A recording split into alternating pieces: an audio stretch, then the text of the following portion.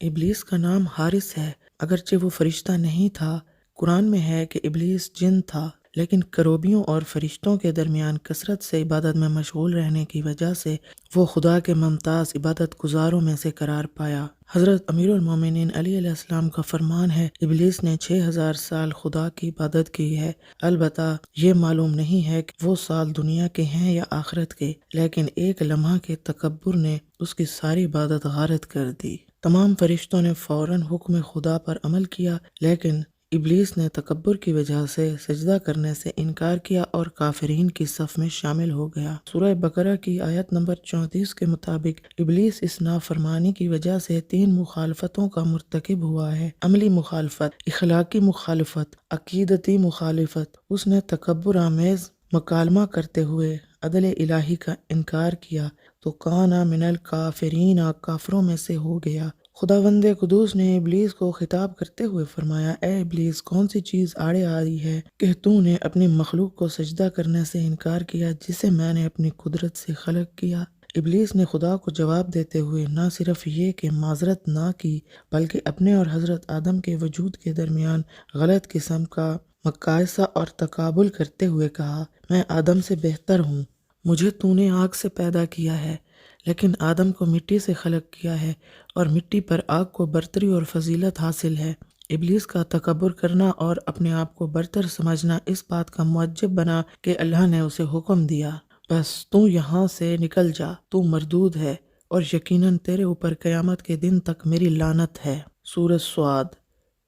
ابلیس نے کہا، پروردگار، مجھے اس دن تک کی مہلت دے، یعنی زندہ رکھ جس دن انسانوں کو اٹھایا جائے گا۔ خدا نے فرمایا، تجھے ایک معینہ مدت تک مہلت دی جاتی ہے۔ اللہ کی جانب سے قیامت تک زندہ رہنے کی مہلت پا کر ابلیس اور زیادہ مغرور ہو گیا، کیونکہ وہ حضرت آدم علیہ السلام کی وجہ سے راندہ درگاہ حق ہوا تھا۔ اس نے کھل کر حضرت آدم کی دشمنی شروع کر دی۔ اس نے کہا، خدایا تیری عزت کی قسم، میں تمام انسانوں کو گمراہ کروں گا، لیکن تیرے خالص بندوں پر میرا کوئی زور نہیں چلے گا۔ کہتے ہیں حضرت موسیٰ علیہ السلام کے زمانے میں ایک دن ابلیس آپ کی خدمت میں آ کر کہنے لگا، اے موسیٰ، میں تجھے 1003 نصیحتیں کرنا چاہتا ہوں۔ حضرت موسیٰ علیہ السلام نے اسے پہچان لیا اور فرمایا، جو کچھ تو جانتا ہے اس سے کہیں زیادہ میں جانتا ہوں، لہٰذا مجھے تمہاری نصیحتوں کی کوئی ضرورت نہیں ہے۔ حضرت جبرائیل حضرت موسیٰ علیہ السلام پر نازل ہوئے اور عرض کیا، اے موسیٰ، اللہ تعالیٰ کا حکم ہے کہ اس کی 1000 نصیحتیں فریب ہیں،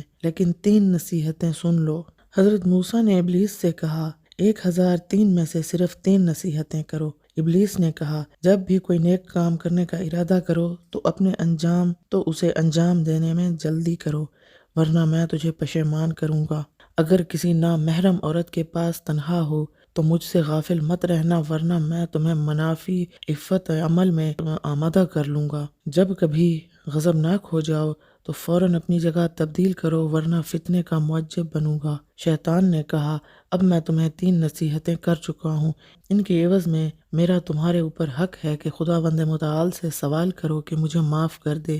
حضرت موسیٰ نے شیطان کا یہ مطالبہ خدا کی بارگاہ میں پیش کیا تو اللہ تعالیٰ نے فرمایا، شیطان کو معاف کرنے کی شرط یہ ہے کہ وہ آدم کی قبر پر جائے اور اس کی قبر کی خاک کو سجدہ کرے۔ حضرت موسیٰ نے خدا کا یہ فرمان ابلیس تک پہنچایا۔ ابلیس جو ابھی تک اپنے تکبر میں ڈٹا ہوا تھا، اس نے کہا، اے موسیٰ، میں نے اس وقت آدم کو سجدہ نہیں کیا تھا جب وہ زندہ تھا، یہ کیسے ہو سکتا ہے کہ اب میں اس کی قبر کی خاک پر سجدہ کروں؟ دنیا میں ایک انتہائی خوبصورت جگہ ہے جو درختوں سے پر اور سرسبز و شاداب ہے، اسے بہشت دنیا کہتے ہیں۔ اللہ تعالیٰ نے حضرت آدم کو وہاں پر پیدا کیا اور ان میں انسانی روح پھونکی، پھر فرشتوں کو حکم دیا کہ انہیں سجدہ کریں۔ جب اللہ تعالیٰ نے ارادہ کیا کہ حضرت آدم کو اولاد عطا کرے اور ان کی نسل کو وجود بخشے تو اس کی مشیت اس بات کی متقاضی ہوئی کہ ان کی زوجہ ہو تاکہ وہ اس سے ازدواج کریں اور اس سے ان کی اولاد پیدا ہو۔ اللہ تعالیٰ نے حضرت حوا کو حضرت آدم علیہ السلام سے بچی ہوئی مٹی سے پیدا کیا۔